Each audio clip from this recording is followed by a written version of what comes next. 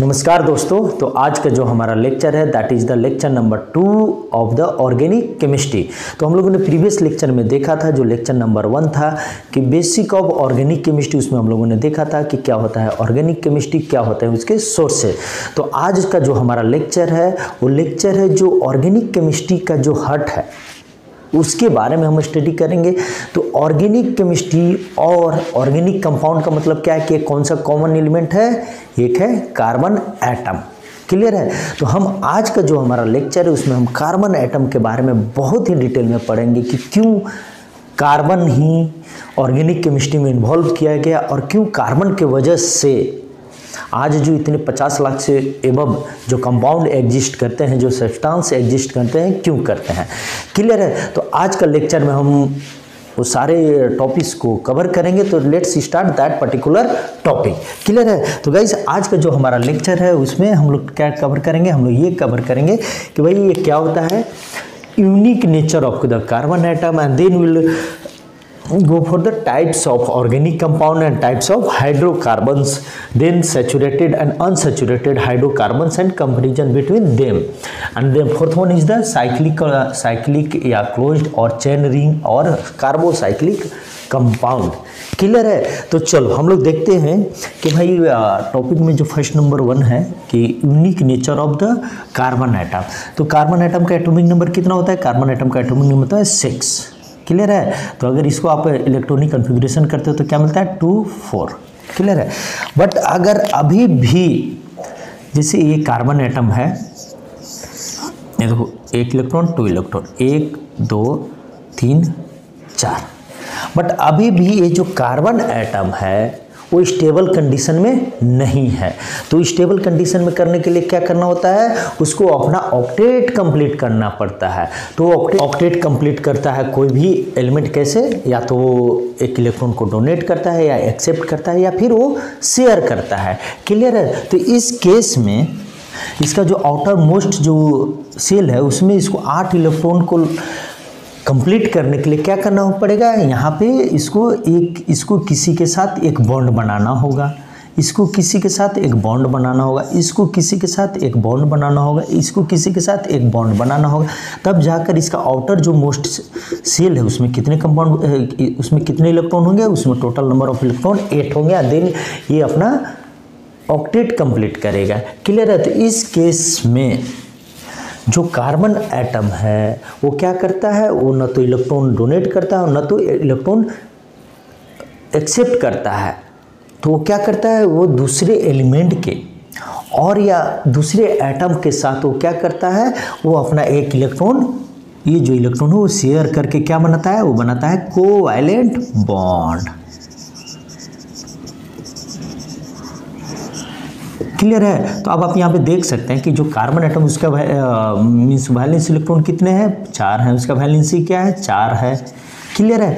अब ये चारों क्या कर रहे हैं, जो एक इलेक्ट्रॉन एक बॉन्ड बनाया, सेकेंड इलेक्ट्रॉन दूसरे के साथ बॉन्ड बनाया, थर्ड इलेक्ट्रॉन तीसरे के साथ बॉन्ड बनाया, फोर्थ इलेक्ट्रॉन फोर्थ वन के साथ बॉन्ड बनाया। तो टोटली बॉन्ड कितना बना रहा है, टोटली बॉन्ड बना रहा है 4। इसीलिए इस जो चारों बॉन्ड जो बना रहा है तो उसको हम लोग क्या बोलते हैं, टेट्रा वैलेंसी। क्लियर है। तो इसीलिए जो कार्बन का जो एक जो सबसे जो इम्पोर्टेंट जो यूनिक जो कैरेक्टर है वो क्या है,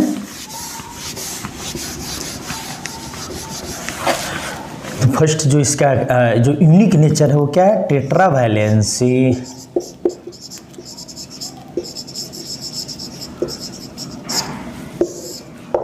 क्लियर है। मीन्स टेट्रा वैलेंसी का मतलब क्या है कि वो 4 एक कार्बन एटम वो 4 किसी दूसरे एलिमेंट के साथ वो क्या करता है, 4 बॉन्ड बना सकता है। क्लियर है। तो ये भी एक इसका यूनिक नेचर है। ऐसे आपको बहुत कम एलिमेंट मिलेंगे या बहुत कम ऐसे आपको एटम मिलेंगे जो 4 बॉन्ड बनाता हो। क्लियर है। सेकेंड जो प्रॉपर्टी है वो उसे हम क्या बोलते हैं, उसे हम बोलते हैं कैटेनेशन।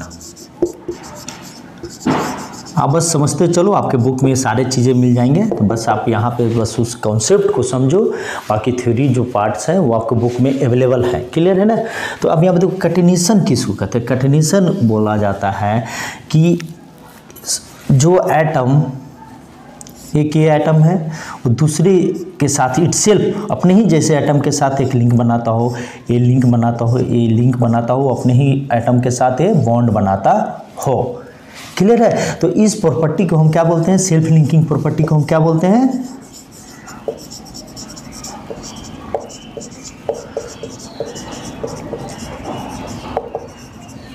हम क्या बोलते हैं? कैटेनेशन।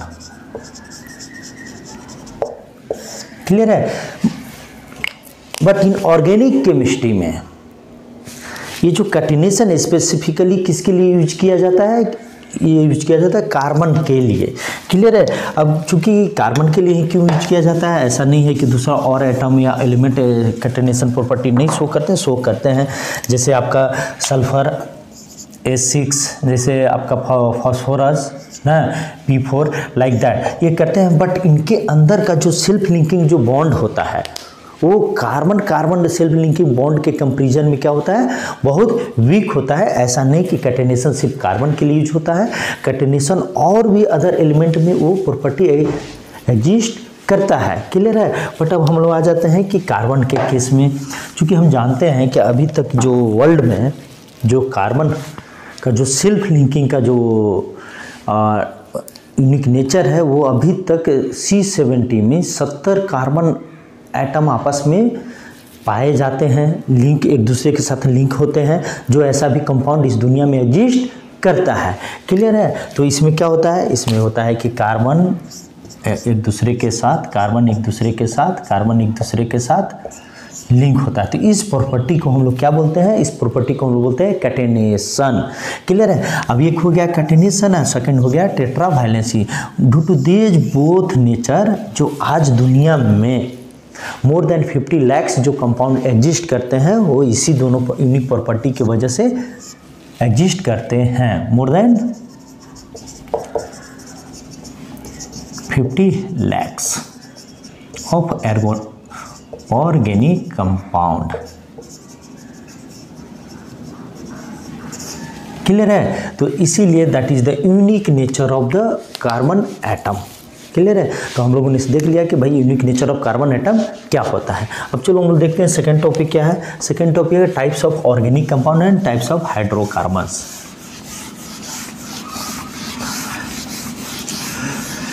अभी तक तो हम लोगों ने जान लिया कि क्या होता है ऑर्गेनिक केमिस्ट्री, क्या होता है ऑर्गेनिक कंपाउंड क्यों बोलते हैं ऑर्गेनिक कंपाउंड। अगर आज के टाइम में मोर देन 50 lakhs है तो क्यों होता है? क्योंकि unique nature of carbon atom.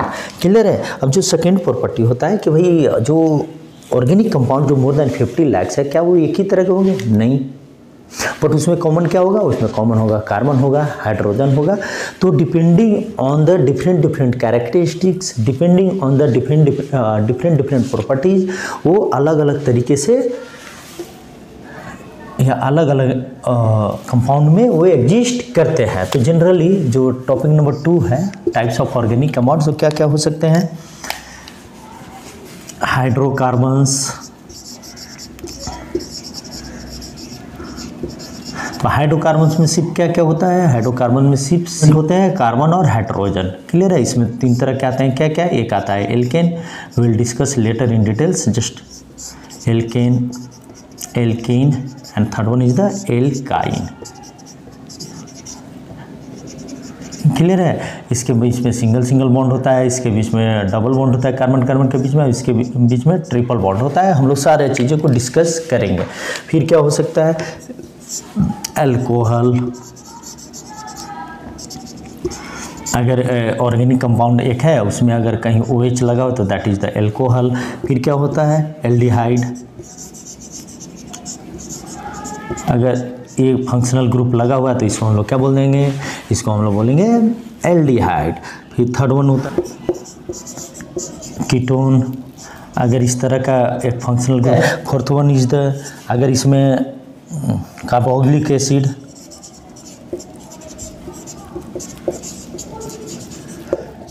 अगर ये फंक्शनल ग्रुप लगा हुआ है तो उसे हम क्या बोलेंगे? उसे हम बोलेंगे कार्बोक्सिलिक एसिड। फिर फिफ्थ ईथर, अगर इसमें ये फंक्शनल ग्रुप लगा हुआ है तो हम उसे क्या बोलेंगे? हम बोलेंगे ईथर। फिर हैलाइड,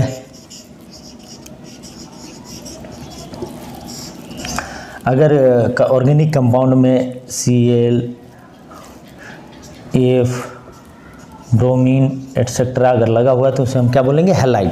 तो इस तरह से हम देखते हैं कि भाई जो टाइप्स ऑफ ऑर्गेनिक कंपाउंड है, जो ऑर्गेनिक कंपाउंड जो different different property, different different characteristics की वजह से जो एग्जिस्ट करते हैं, वो क्यों करते हैं, क्योंकि उनमें एक अलग फंक्शनल ग्रुप होता है जिसकी वजह से उनका नोमेनक्लेचर अलग होता है। फिर अगर सिंगल सिंगल बॉन्ड है तो उसे हम अलग नेम से जानेंगे, डबल बॉन्ड है तो उसको अलग नेम से जानेंगे, और ट्रिपल बॉन्ड है तो उसको हम अलग नेम से जानेंगे। ये सारी चीज़ें को हम डिटेल में पढ़ेंगे जब हम नोमेनक्लेचर स्टार्ट करेंगे। क्लियर है? तो इसके अंतर्गत हम लोगों ने देख लिया कि types of organic compound and types of hydrocarbons. Clear है? अब हम लोग उसी का एक टॉपिक पे बातें करते हैं कि टाइप्स ऑफ हाइड्रोकार्बन्स कितने तरह के होते हैं। हम लोगों ने तो यहाँ देख लिया कि हाइड्रोकार्बन्स क्या होता है। अब यहाँ पर आप देख लो कि ये जो हाइड्रोकार्बन्स हैं कितने तरह के होते हैं। हाइड्रोकार्बन्स, क्लियर है? जिसमें इसेंशियली क्या होना चाहिए, कार्बन और हाइड्रोजन एलिमेंट या एटम होना चाहिए। क्लियर है?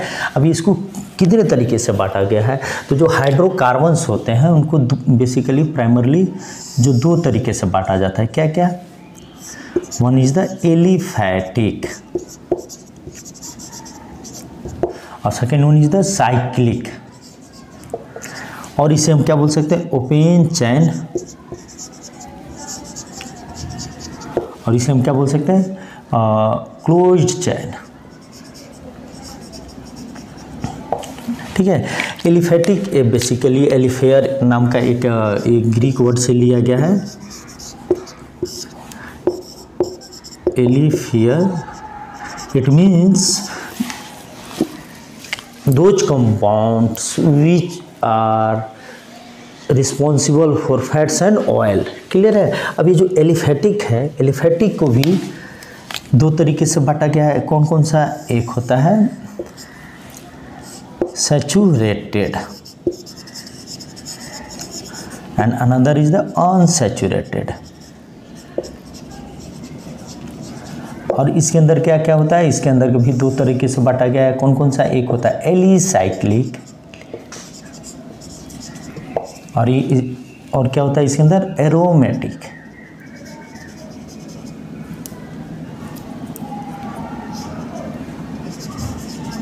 हम सारी चीज़ें डिस्कस करेंगे। ठीक है?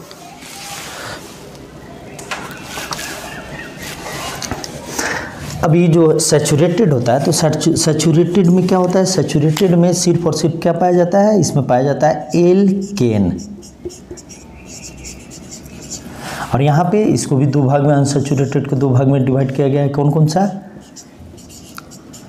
Alkene and another is the alkyne.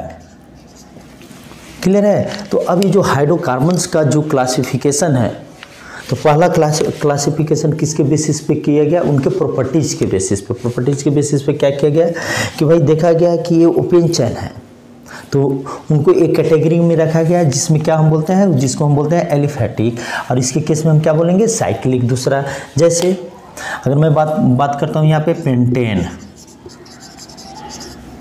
और यहाँ पे साइक्लोपेंटेन। क्लियर है? तो पेंटेन अगर इसके बेसिस पे हम बातें करेंगे तो इसका जो स्ट्रक्चर होगा वो क्या होगा, 1 2 3 4 5। लेकिन इस केस में जो स्ट्रक्चर होगा क्या, 1 2 3 4 एंड दिस वन इज 5। मतलब ये एक क्लोज चैन है, एक सर्कल बना रहा है, बट इस केस में क्या है, ओपन चैन है। क्लियर है? मतलब इसका जो अंत अलग है और मीन्स इसका जो स्टार्ट है और जो एंड है वो अलग अलग पॉइंट है, बट इस केस में ना आप स्टार्ट बता सकते हो ना एंड बता सकते हो। क्लियर है? अब उसी के नेचर में जो देखा गया कि भाई इसका एलिफैटिक तो हो गया, लेकिन उसमें ये देखा गया कि इसमें भी कुछ क्या है, सैचुरेटेड है। सैचुरेटेड का मतलब क्या हुआ कि उनकी जितनी भी जो क्षमता थी फ्री स्टेट में उनकी जितनी भी क्षमता थी जो फ्री स्टेट में जो रिएक्शन करने का वो कर लिए हैं, अब वो क्या है, स्टेबल कंडीशन में हैं, बट वही अनसैचुरेटेड के साथ नहीं है। क्यों नहीं है? क्योंकि एल्केन के साथ क्या होता है, एल्केन के साथ ये सिंगल बॉन्ड रहता है, लेकिन एल्केन के साथ क्या होता है, इस कार्बन कार्बन के बीच में डबल बॉन्ड है, और इस केस में क्या होता है, ट्रिपल बॉन्ड होता है। तो जब कभी भी, क्लियर है? अब यहाँ पे देखो कि एक बाहर से, आप ऐसे समझो कि एक बाहर से एक एलिमेंट ए है, क्लियर है? अब इस एलिमेंट को इसके साथ, इसके साथ, इसके साथ रिएक्शन करना है, तीनों कंपाउंड एक जगह हैं।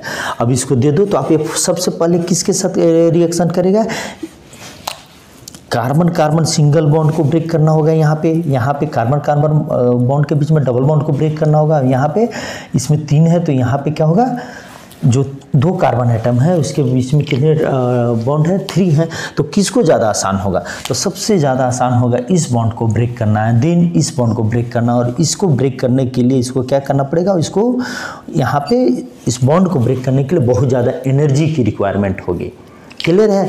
तो इसीलिए ये जो सैचुरेटेड होता है, सैचुरेटेड मतलब आप ऐसे समझ लो कि अगर मैंने पेट भर के खाना खा लिया, अब मुझसे खाया नहीं जाएगा, तो I am in saturated condition, clear है? अब आप हमें कुछ भी दे दो बट मैं खाऊंगा ही नहीं, क्लियर है? अगर हमें खाना होगा तो हमें क्या करना पड़ेगा, पहले हमें खाना को एग्जॉस्ट करना होगा, क्लियर है? खाना को निकालना पड़ेगा तभी हम खा सकते हैं, नहीं तो अपने मन से मैं नहीं खा सकता, तो दैट इज कॉल्ड सैचुरेटेड। तो इसीलिए जो एल्केन है वो क्या है, वो सैचुरेटेड है, जो एल्कीन है वो क्या है, अनसैचुरेटेड है, और जो एल्काइन है वो क्या है, वो भी अनसैचुरेटेड है, बट एल्कीन अल्काइन के कंपेरिजन में लेस अनसैचुरेटेड है, मीन्स मोर सैचुरेटेड है, क्लियर है? तो इसीलिए इनको इस कैटेगरी में बांटा गया है। यहाँ पे क्या हो गया, एलिसाइक्लिक हो गया, यहाँ पे क्या हो गया, एरोमेटिक हो गया। एरोमेटिक क्या होता है बेसिकली, एरोमेटिक जो आया ये एरोमा वर्ड से आया, जो इसका सोर्स था, जो पुराने टाइम में एरोमा मीन्स फ्रेगनेंस या स्मेल।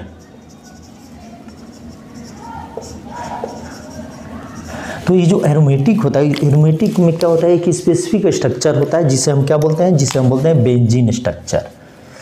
इसमें क्या होता है, एक बेंजीन रिंग होता है, क्लियर है? 1 2 3, यहाँ पे C6H6, ये जिस कंपाउंड में होता है उसे हम क्या बोलते हैं, उसे हम बोलते हैं एरोमेटिक, क्लियर है? हवेली साइक्लिक में क्या हो गया, ये है एलिसाइक्लिक है, एक है एलिसाइक्लिक है, एलिसाइक्लिक है, एलिसाइक्लिक है, एलिसाइक्लिक है, बट अगर एलिसाइक्लिक है ओके, एलिसाइक्लिक है ओके, बट अगर जैसे ही ये आ गया means this is called a benzene ring, ये तो this is called aromatic compound, clear है? तो ये सारा मीन्स जो क्लासिफिकेशन था हाइड्रोकार्बन्स का, तो हाइड्रोकार्बन्स जो होते हैं इतने फॉर्म में पाए जाते हैं। अब ये सब सारे फॉर्म को मिलाकर आज जो दुनिया में एग्जिस्ट करते हैं मोर देन 50 lakhs, वो सब सारे यही सब सारे कंपाउंड होते हैं। वो जब डिफरेंट फंक्शनल ग्रुप होता है तो उनका नोमेनक्लेचर अलग होता है, जो हम लोग नेक्स्ट क्लास में उसके बारे में पढ़ेंगे, क्लियर है? अब चलो हम लोगों ने सेकेंड टॉपिक भी कवर कर लिया, अब आ जाते हैं हम लोग थर्ड टॉपिक। थर्ड टॉपिक क्या है, सैचुरेटेड एंड अनसैचुरेटेड हाइड्रोकार्बन्स। तो हम लोगों ने उसके बारे में समझ लिया, अब उसके थोड़ा सा डिफरेंसेस के बारे में या उनके कंपेरिजन के बारे में हम लोग पढ़ लेते हैं।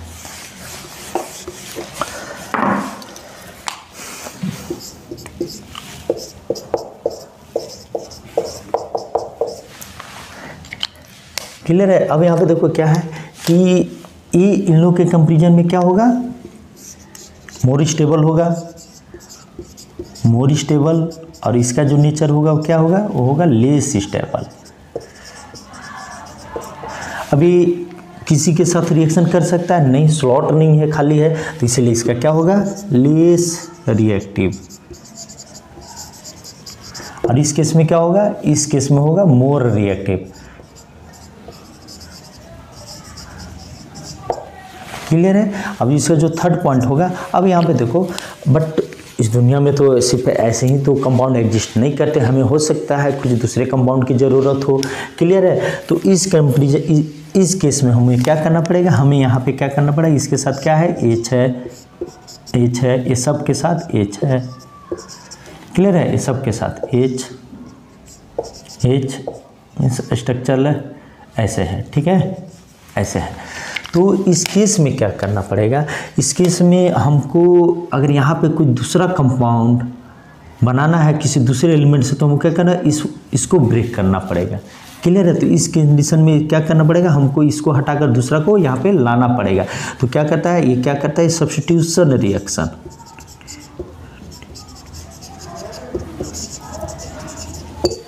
और यहाँ पे जो अनसैचुरेटेड है उस केस में क्या होगा, ये बॉन्ड को हम लोग ब्रेक कर सकते हैं। इसको बॉन्ड को जब ब्रेक करेंगे तो क्या हो जाएगा, ये है, एक यहाँ पे हो गया, एक यहाँ पे हो गया। तो यहाँ पे अगर कोई मान के Cl2 है, हम तो यहाँ पे अगर इसको करेंगे तो यहाँ पे क्या हो जाएगा, C लाइक दैट, Cl। तो यहाँ पे क्या होगा, ये एडिशन हुआ, यहाँ से हमें किसी को सब्स्टिट्यूट नहीं करना पड़ा। तो इस केस में क्या हो जाएगा, जो अनसैचुरेटेड जो कंपाउंड है वो क्या शो करता है, वो शो करता है एडिशन रिएक्शन।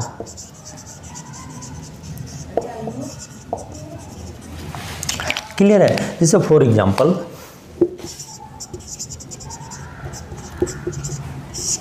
हमारे पास मान के चलो इथेन है। क्लियर है? तो इथेन का H H H H H H। Clear है?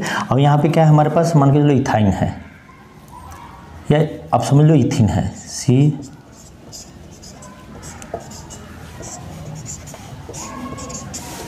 ठीक है? अब आप यहाँ पे देखो कि हमारे पास यहाँ पे इथेन है, हमारे पास यहाँ पे इथेन है और दिस वन इज द इथिन। ठीक है? तो इथेन है और यहाँ पे इथिन है। तो हमें बट हमारा इथेन से काम नहीं हो पा रहा है हमारा डेली लाइफ में। तो हमें क्या चाहिए, हमें चाहिए इथाइल क्लोराइड। क्लियर है? तो इथाइल क्लोराइड करने के लिए हमें क्या करना पड़ेगा, मान के चलो हमें यहाँ Cl2 को से रिएक्शन करना। तो Cl2 से रिएक्शन कराएंगे तो हमें क्या हो गया, तो इस बॉन्ड को ब्रेक करेगा।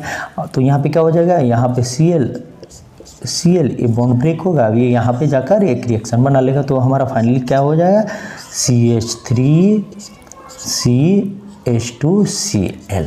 तो यहाँ पे क्या हुआ, प्लस हमें क्या मिलेगा, HCl। लेकिन इस केस में क्या होगा, इस केस में तो ये बॉन्ड को ब्रेक करेगा। तो जब ये बॉन्ड को ब्रेक करेगा तो यहाँ पे क्या बन जाएगा, ये देखो यहाँ पे भी हम लोगों ने Cl2 से रिएक्शन कराया। तो यहाँ पे क्या हुआ, C यहाँ पे देखो H एज इट इज रह गया, ये H एज इट इज रह गया, ये H एज इट इज रह गया, ये H एज इट इज रह गया। यहाँ पे क्या एडिशन हो गया, Cl। क्लियर है? तो इसीलिए ये क्या एग्जिबिट करता है, ये एग्जिबिट करता है एडिशन रिएक्शन। और जो सैचुरेटेड कंपाउंड होते हैं वो क्या एग्जिबिट करता है, जो सैचुरेटेड कंपाउंड होते हैं वो एग्जिबिट करता है सब्स्टिट्यूशन रिएक्शन। ये सारे कंसेप्ट का हम लोग आने वाले जो हमारे जो लेक्चर होंगे या ऑर्गेनिक केमिस्ट्री का जितने भी जो रिमेनिंग लेक्चर है वहाँ पे सब सारे यूज होने वाले हैं। तो इसलिए सब सारे बेसिक्स हैं। ठीक है? तो ये हमारा हो गया थर्ड टॉपिक कंप्लीट।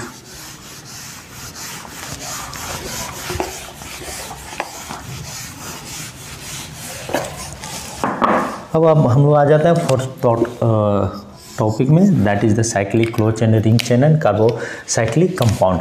क्लियर है? तो हम लोगों ने ऑलरेडी डिस्कस कर लिया, बट यहाँ पे चलो देखते हैं कि साइक्लिक, तो साइक्लिक जो कंपाउंड होते हैं कितने तरह के होते हैं, वो होते हैं दो तरह के।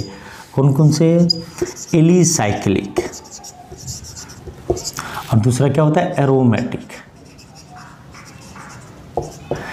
ये दोनों में क्या फ़र्क होता है, ये दोनों में सबसे बड़ा फ़र्क ये होता है कि दोनों क्या है, दोनों रिंग कंपाउंड हैं, both R ring compound. Clear है?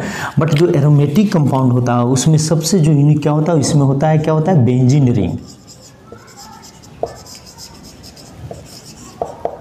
तो बेंजीन रिंग कैसा होता है, इस तरह का 1 2 एंड 3। मोलिकुलर फार्मूला क्या होता है, C6H6। क्लियर है। तो जिस कंपाउंड में बेंजीन अगर रिंग अवेलेबल है उसे हम क्या बोलेंगे, उसे हम बोलेंगे एरोमेटिक कंपाउंड। क्लियर है। और सारे कंपाउंड जो जिसमें बेंजीन रिंग अवेलेबल नहीं है उसे हम क्या बोलेंगे, एलिसाइक्लिक। ठीक है, या क्लोज चेन, रिंग चेन या कार्बोसाइक्लिक कंपाउंड, जैसे साइक्लोप्रोपेन, साइक्लोब्यूटेन, साइक्लोपेंटेन। अब ये देखो ये पेंटेन है, अभी इसी को अगर हम यहाँ पे एक कर दिए तो ये हो गया साइक्लोप्रोपीन, ये हो गया साइक्लो पेंटीन, ये हो गया साइक्लोब्यूटीन। और जैसे ही अगर जैसे ये देखो ये क्या है, 1 2 3 4 5 6 है, तो ये क्या है साइक्लो, चाहे पहले ऐसे समझ लीजिए ये क्या है, अभी ये है साइक्लोहेक्सेन। क्लियर है, क्योंकि ये रिंग है इसलिए हम इसको साइक्लो बोलेंगे, साइक्लिक कंपाउंड बोलेंगे। और जैसे ये यहाँ दे तो क्या हो गया, ये भी अभी क्या है साइक्लोहेक्सिन है, ये भी अभी तक हम दिए तो ये क्या है, ये भी अभी तक एलिसाइक्लिक कंपाउंड है। लेकिन जैसे ही हमने ये दे दिया तो क्या हो गया, ये किस कैटेगरी में चला गया, ये चला गया एरोमेटिक कैटेगरी में, क्योंकि ये क्या है, ये कौन सा स्ट्रक्चर है, ये स्ट्रक्चर है बेंजीन रिंग का स्ट्रक्चर है। इसीलिए जिस किसी भी कंपाउंड में जो बेंजीन रिंग होता है उसे हम क्या बोलते हैं, उसे हम बोलते हैं एरोमेटिक। तो आई थिंक बहुत ही बेसिक है, क्योंकि बहुत सारे बच्चों को ये समझ में आता होगा, बहुत सारे बच्चों को नहीं आता होगा। तो हमारी यही कोशिश है कि आपका एक भी कोई भी कॉन्सेप्ट कहीं भी ना रुके, और ताकि आपके आने वाले जो जितने भी जो लेक्चर है उसमें आपको ऑर्गेनिक केमिस्ट्री पढ़ने में कोई भी परेशानी हो। तो हमारी कोशिश यही है कि आपको हर एक सारा कॉन्सेप्ट क्लियर हो, और आपका जो ये केमिस्ट्री जो सब्जेक्ट है उसमें आपको इंटरेस्ट है।